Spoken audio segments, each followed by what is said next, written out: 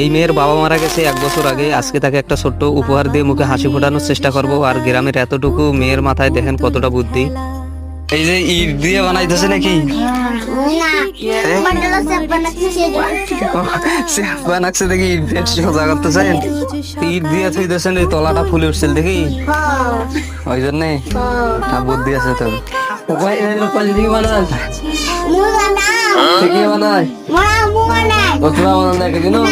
আজকে আমি কাজের টাকা দিতে যাব, তো ভাবলাম মেয়ের জন্য একটা জামা নেই, আর সাইজ জানি না বিধায় 2টা নিয়েছি। যেটা পছন্দ হবে সেটা দেবো। তো দেখি কোনটা পছন্দ হয়। তো আগে টাকাগুলো আমরা দেই।